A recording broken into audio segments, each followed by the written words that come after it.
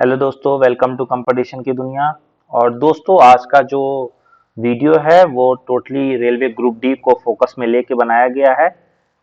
इसमें मैं आपको जीके का क्वेश्चन रिवीजन कराऊंगा जो कि टोटली फिगर बेस्ड है, जिससे आपको आसानी होगा, जल्दी याद कर लेंगे और बहुत सारे चीज सीखने को मिलेंगे। तो चलिए स्टार्ट करते हैं बिना डिले किए। पहला क्वेश्चन है कि इंडियन नेशनल फ्लैग को किसने डिजाइन किया था। बहुत इंपॉर्टेंट क्वेश्चन है, आपको ऐसे भी जानना चाहिए कि इंडियन नेशनल फ्लैग को किसने डिजाइन किया था। तो ये डिजाइन किए थे पिंगली वेंकैया जी। ये पीएचडी होल्डर थे जियोलॉजी से। सोचिए उस समय ये पीएचडी होल्डर थे, कितनी बड़ी बात थी। और ये डिजाइन किए थे अपने इंडियन फ्लैग को। ठीक है, चलिए नेक्स्ट क्वेश्चन। फिगर ओरिएंटेड इसलिए हम लोग रखते हैं कि बहुत आसानी से आप समझ भी जाएंगे और लंबे टाइम हमेशा याद रखेंगे। ये भी बहुत अच्छा क्वेश्चन है। भारतीय रुपए डिजाइन किसने किया था। जो हमारा इंडियन करेंसी है उसका जो लोगो है आप इसमें देख रहे हैं, इन्होंने लोगो बनाया है, ये किसने डिजाइन किया था। तो ये उदय कुमार धर्मलिंगम जी ने डिजाइन किया था। और इनके बारे में थोड़ा नॉलेज रख लेते हैं क्योंकि ऐसे कोई पूछ दे तो पता होना चाहिए। उदय कुमार धर्मलिंगम जिन्होंने भारतीय रुपए का चिन्ह को डिजाइन किया था वो क्या थे, आईआईटी गुवाहाटी में ना ये क्या थे, विभाग के हेड थे, डिजाइन विभाग के हेड थे। इन्होंने डिजाइन किया था। अभी थर्ड क्वेश्चन आपका ये है कि भारत का नेपोलियन के रूप में किसे जाना जाता था। मतलब भारत का नेपोलियन किसको कहते थे, तो समुद्रगुप्त को। ये इनका फोटो है। चलिए नेक्स्ट क्वेश्चन। प्रथम नोबेल पुरस्कार जीतने वाले व्यक्ति कौन थे। यहाँ थे होना चाहिए। प्रथम नोबेल पुरस्कार किसको मिला था, तो ये मिला था रविन्द्रनाथ टैगोर जी को 1930 में। किस बेस पे, लिटरेचर। लिटरेचर में इनका बहुत बड़ा योगदान था, इसलिए इनको 1913 में रविन्द्रनाथ टैगोर जी को नोबेल पुरस्कार मिला था। चलिए नेक्स्ट क्वेश्चन। नेत्रदान में दाता की आंख के किस भाग को अलग किया जाता है। जो नेत्रदान जो व्यक्ति करता है उसमें क्या अलग करते हैं, तो कार्निया। चलिए मैं फिगर में दिखाता हूँ। ये जो आप भाग देख रहे हो ना यहाँ पे, यहाँ ऐसे जो ऊपर उभरा हुआ है ये कार्निया है, ठीक है। और ये रेटिना है। रेटिना का काम क्या होता है, यहाँ पे आपका इमेज बनता है। जब आप कुछ देखते हो तो पीछे इमेज बनता है। और ये लेंस है, जैसे जो कई लोग लेंस लगाते होंगे तो इस भाग पे लेंस चिपक जाता है आपका। चलिए नेक्स्ट क्वेश्चन। विश्व पर्यावरण दिवस विश्व भर में कब मनाया जाता है। World environment day. World environment day कब मनाते हैं, तो 5 जून को। लेकिन आपको यही डेट केवल नहीं याद रखना है, आपको इसके साथ इसका थीम भी याद रखना है, क्योंकि हो सके थीम भी पूछ सकता है। ग्रुप डी का है लेकिन एक बार याद रख लीजिए, हो सके अभी एनटीपीसी का आप सेकंड वाला देने जा रहे हो उसमें भी पूछ दे। तो ये थीम है इसका, री imagine, recreate, restore, together. Hindi में बोले, सब मिलकर फिर से कल्पना करें, फिर से बनाए, फिर से पुनर्स्थापित करें। चलिए नेक्स्ट क्वेश्चन। दोस्तों यदि आपको वीडियो अच्छा लग रहा होगा तो प्लीज शेयर और लाइक करना ना भूलें, क्योंकि बहुत मेहनत से आपके लिए ये बनाया जा रहा है। और ये ऐसा वीडियो कॉन्टिन्यूअस आएगा हमारे चैनल पे जब तक आपका एग्जाम कंप्लीट नहीं हो जाता है। और इसको आप रिवीजन कर लेंगे ना, डेली बेसिस पे 50-50 क्वेश्चन आप रिवीजन करेंगे, 400-500 क्वेश्चन रिवीजन कर लेंगे, कोई नहीं रोकेगा आपको सिलेक्शन के लिए। और बहुत इंपॉर्टेंट इसका वो है योगदान एग्जाम को क्रैक करने में। डेसिबल यूनिट किसका है, तो डेसिबल यूनिट ध्वनि का है, ठीक है। अब मैं कुछ यूनिट आपको बता दूं, ये जिससे आप बस ध्वनि का साउंड का ही याद रखें, साथ साथ में लेंथ का भी पूछेगा कि लेंथ का सिंबल क्या है। सिंबल तो छोड़िए, यूनिट पूछ देगा। मीटर मास का, किलोग्राम, टाइम को किससे, एस से, इलेक्ट्रिक करंट एम्पियर से। ये एसआई बेस यूनिट है इसका। टेम्परेचर को केल्विन में लिखते हैं। और इससे ये तो नहीं पूछेगा, लुमिनस इंटेंसिटी ये नहीं पूछ सकता है, ठीक है। अब यहाँ पे पूछ सकता है कि फोर्स, फोर्स का एसआई यूनिट आपसे पूछ सकता है। फोर्स का जैसे आपको इसको पता चाहिए न्यूटन का है, यहाँ एम के जी एस पे पावर -2।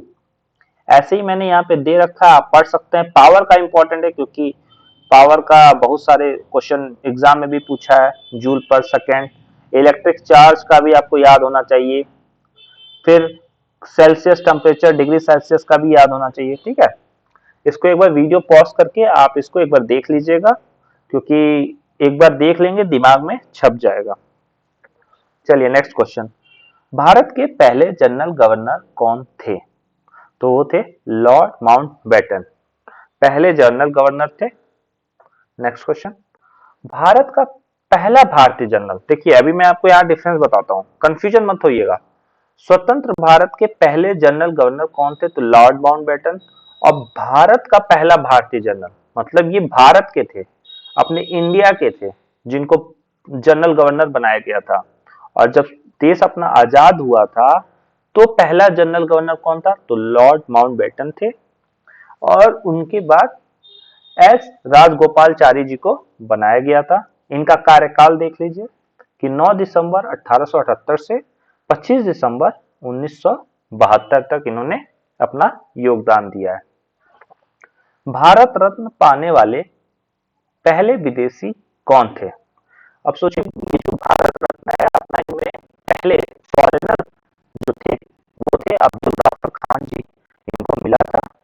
इनका फिगर देख लीजिए, याद हो जाएगा आप लोग को। चलिए नेक्स्ट क्वेश्चन, कांग्रेस के संस्थापक कौन थे? तो इसने पूछा है कि कांग्रेस के संस्थापक कौन थे, तो एलन ऑक्टेवियन ह्यूम, या इंग्लिश में भी लिखा हूं एलियन ऑक्टेवियन हुएन। चलिए नेक्स्ट क्वेश्चन, प्रथम लोकसभा अध्यक्ष किसे बनाया गया था? प्रथम लोकसभा अध्यक्ष किसे बनाया गया था, तो गणेश वासुदेव मावंकर, ये प्रथम लोकसभा अध्यक्ष थे।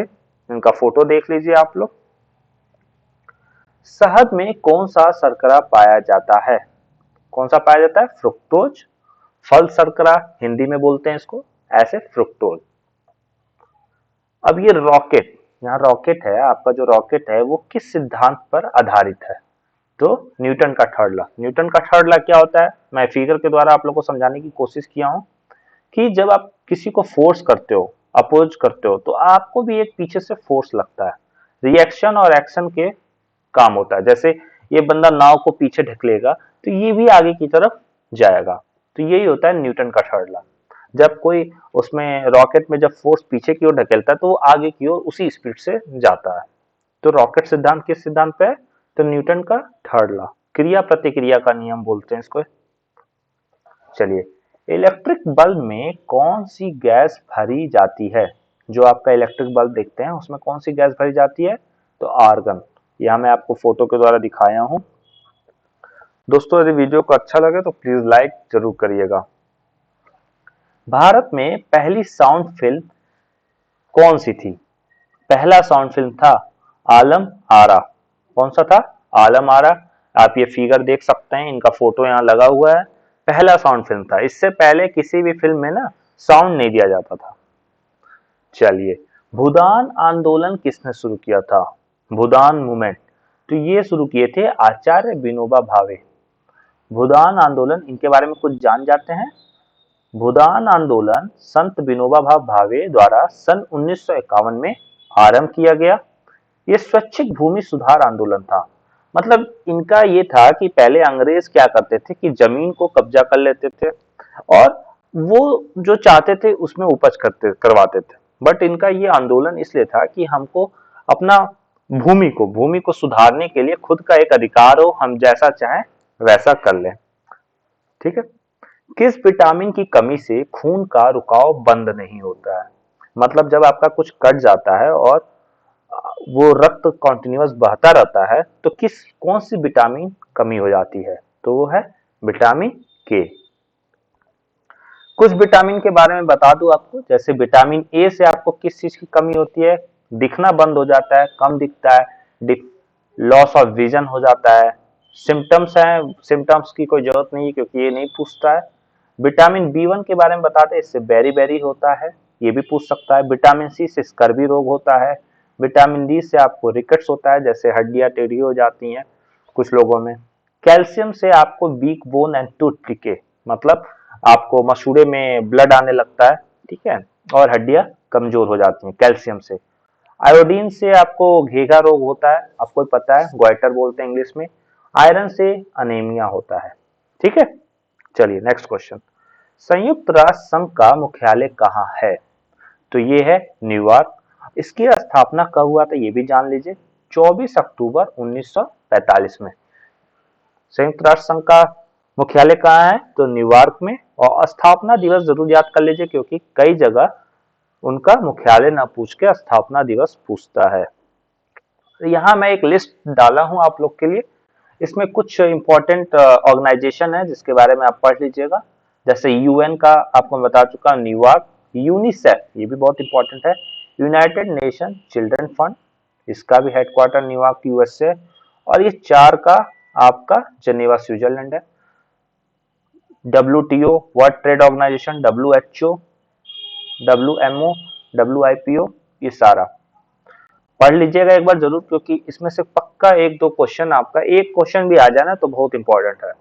21 का स्लाइड है, 21 में आप पढ़ के देख लीजिएगा। चलिए नेक्स्ट क्वेश्चन। भारत में पहली बार मेट्रो रेल सेवा किस नगर में आरंभ किया गया था? आपको ही पता है, कलकत्ता में सबसे पहला मेट्रो जो चला था कलकत्ता में चला गया था। ठीक है, चलिए नेक्स्ट क्वेश्चन।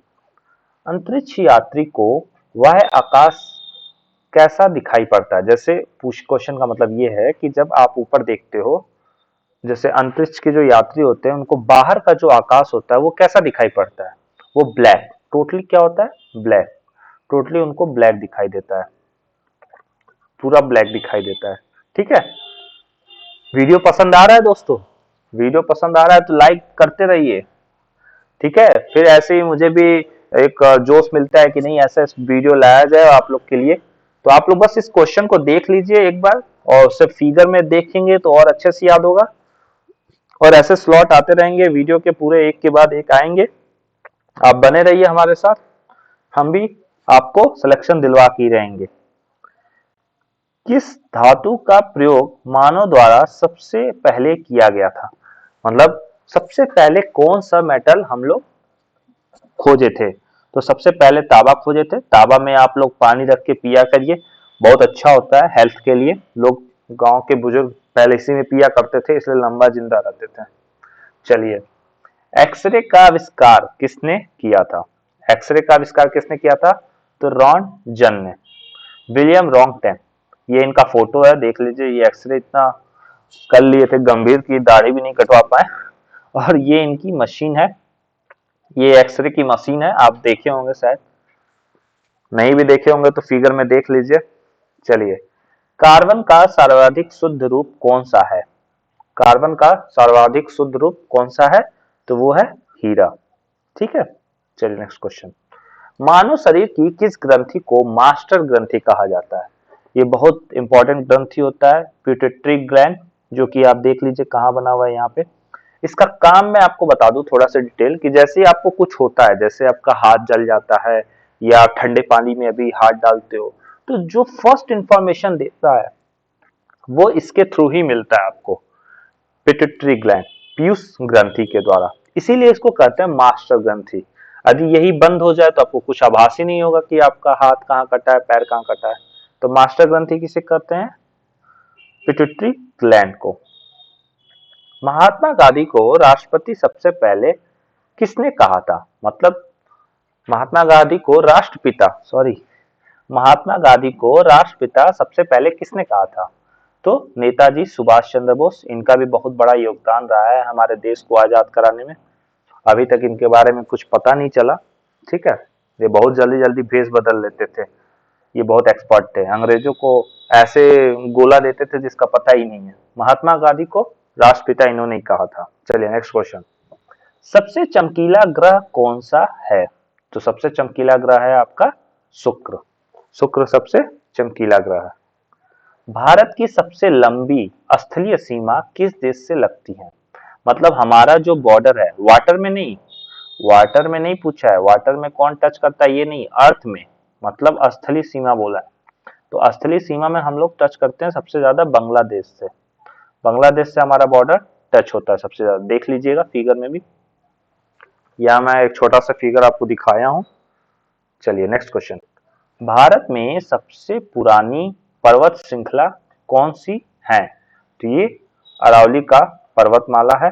ठीक है, अरावली का पर्वतमाला सबसे पुराना है ये। काली मिट्टी की फसल के लिए सर्वाधिक उपयुक्त क्या है? ये तो कपास है। कपास को जो आप रुई देखते हैं उसी को कपास कहते हैं, और ये काली मिट्टी में सबसे ज्यादा होता है। जहां काली मिट्टी होती है उसके लिए उपजाऊ है। चलिए नेक्स्ट क्वेश्चन, दूध से क्रीम किस किस प्रक्रिया से बनाया जाता है? घर में आप लोग के भी निकाला जाता होगा, मम्मी लोग रही से मथती थी उसको, तो वहां पे जो फोर्स लगता था, आपका जो फोर्स लगता था वो अब केंद्रीय फोर्स लगता था। ठीक है, इसको सेंट्रीपिटल सेंट्रीफ्यूगल फोर्स। ठीक है, यदि अंदर की ओर आ रहे हैं, सेंटर की ओर आ रहे हैं तो उसको बोलते हैं सेंट्रीपिटल फोर्स। यदि आप सेंटर से बाहर की ओर जा रहे हैं तो उसको बोलते हैं सेंट्रीफ्यूगल फोर्स। चलिए नेक्स्ट क्वेश्चन, दोहरी शासन नीति को किसने समाप्त किया था? ठीक है, तो ये किए थे लॉर्ड कैनिंग ने। इनमें से कौन से वनस्पति प्रोटीन को पशु प्रोटीन के जैसा अच्छा माना जाता है? ये क्वेश्चन शायद गलत हो गया, इसका आंसर ये आगे चुपकर लगाना चाहिए था, इन्होंने गलत कर दिया। चलिए इसको कैंसिल करिए, नेक्स्ट स्लाइड पे चलते हैं। बाल सफेद होना, मंद बुद्धि होना किस विटामिन की कमी से होने वाला रोग है? मतलब आपका दिमाग भी थोड़ा कम हो गया, आपका बाल भी पकने लगता है, तो लोग क्या करते हैं, इसमें तो स्ट्रेस लेने से भी होता है। तो ये विटामिन B5 आपको लेना चाहिए, जिससे आपका बाल कम सफेद हो और आपका दिमाग भी अच्छा काम करे। ब्रह्म समाज का स्थापना किसने किया था? तो ब्रह्म समाज का स्थापना हमारे किए थे राजा राम मोहन राय जी। राजा राम मोहन राय जी के बारे में कुछ जान लें। इनका जन्म 22 मई 1772 में हुआ था और 1833 में इनका निधन हो गया था। ये भारतीय पुनर्जागरण के अग्रदूत और आधुनिक भारत का जनक कहा जाता है इनको। ठीक है, अभी आर्य समाज का स्थापना किसने किया था? ये ब्रह्म समाज के संस्थापक थे, अब ये आर्य समाज के संस्थापक हैं। तो आर्य समाज के संस्थापक कौन है? स्वामी दयानंद सरस्वती। इनके बारे में कुछ जान लीजिए आप। स्वामी दयानंद सरस्वती का जन्म आप ये देख लीजिएगा, आधुनिक भारत के महान चिंतक, समाज सुधारक तथा आर्य समाज के संस्थापक थे। उनका बचपन का नाम मूल शंकर था। उन्होंने वेदों के प्रचार और आर्यवत को स्वतंत्रता दिलाने के लिए मुंबई में आर्य समाज की स्थापना की। ये एक सन्यासी थे और चिंतक थे। बस इनका एक ये चीज बहुत इंपॉर्टेंट है, वेदों की ओर लौटो, ये इनका नारा था। ये भी क्वेश्चन पूछ देता है कि वेदों की ओर लौटो किसने नारा दिया था? तो ये स्वामी दयानंद सरस्वती जी ने दिया था। अब प्रार्थना समाज के संस्थापना किसने किया था? वो आत्माराम पांडुरंग। ये आपके प्रार्थना समाज के स्थापना किए थे। ठीक है, इनको भारत के एक चिकित्सक तथा समाज सुधारक थे, ये बहुत बड़े। चलिए नेक्स्ट क्वेश्चन, काजीरंगा राष्ट्रीय उद्यान का प्राकृतिक आवास किसको दिया जाता है? मतलब काजीरंगा का राष्ट्रीय उद्यान का प्राकृतिक आवास, मतलब माना जाता है कि ये जो एक सींग वाला गैंडा था, इसमें अपने आप ये इसमें पाया गया और इसको बचाने के लिए बहुत सारे प्रोग्राम चलाए जा रहे हैं। अभी भी कम हो गए हैं, इनकी संख्या बहुत सारा कम हो गई है। चलिए नेक्स्ट क्वेश्चन, निम्न में से किसकी कमी से रक्त का थक्का? ये आपको मैं पढ़ा चुका हूं, पहले भी रिपीट हो गया, सॉरी। रोलट एक्ट पास कब किया गया था? जो रोलट एक्ट आया था वो 1919 में आया था और रोलट एक्ट 18 मार्च 1919 में आया था। इसके बारे में आपको मैं कुछ बता दूं कि क्या हुआ था कि जब भारत को स्वतंत्र कराने के लिए बहुत सारे लोग जब एक्टिव हो गए, मतलब मतलब अब आजाद होने वाला था, तो क्या कर रहा था कि अंग्रेजों ने इसको दबाने के लिए, शायद इसमें लिखा भी होगा, आंदोलन को कुचलने के लिए, मतलब कि ये लोग एक्टिव ना हो, देश हमारा आजाद ना हो, इन लोग को दबा दिया जाए, इसके लिए रोलट एक्ट पास किया गया था। कब पास किया गया था? 1919 में। ठीक, नेक्स्ट, भारत के राष्ट्रपति के महाभियोग की प्रक्रिया किस देश से शुरू हुई? मतलब जो हमारे राष्ट्रपति का महाअभियोग है, या अभियोग होना चाहिए, कि प्रक्रिया किस देश से शुरू हुई थी? तो वो आपका अमेरिका से शुरू हुई थी। निम्नलिखित में से किसका उपयोग परमाणु रिएक्टरों में मॉडरेटर के रूप में किया जाता है? मॉडरेटर का काम क्या होता है कि जैसे कोई रिएक्ट कराना है, तुरंत उसको डालेंगे तो तुरंत एक्टिव हो जाएगा, तुरंत ब्लास्ट हो जाएगा, या तुरंत प्रोग्रेस हो जाएगा काम में, तुरंत काम करने, रिएक्टर का काम करता है। तो ये है ग्रेफाइट। यहाँ फोटो में देख लीजिए ग्रेफाइट कैसा होता है। दुनिया का सबसे बड़ी ताजा पानी का झील कहाँ है? सुपीरियर झील को कहते हैं। सबसे बड़ा ताजा पानी का झील सुपीरियर झील को कहते हैं। देखिए ये भी बहुत इंपॉर्टेंट क्वेश्चन है। विश्व जनसंख्या दिवस कब मनाया जाता है? तो ये मनाया जाता है 11 जुलाई को। और इसमें आपका 11 जुलाई का थीम भी पूछ सकता है वर्ल्ड एनवायरनमेंट डे पे, तो इसको याद कर लीजिए, rights and choice are the answer. ठीक है दोस्तों, ये वीडियो पसंद आ रहा हो तो लाइक जरूर करिएगा। बस एक दो क्वेश्चन और है, उसके बाद 50 क्वेश्चन हो जाएंगे शायद। यूपीएससी के अध्यक्ष की नियुक्ति कौन करता है?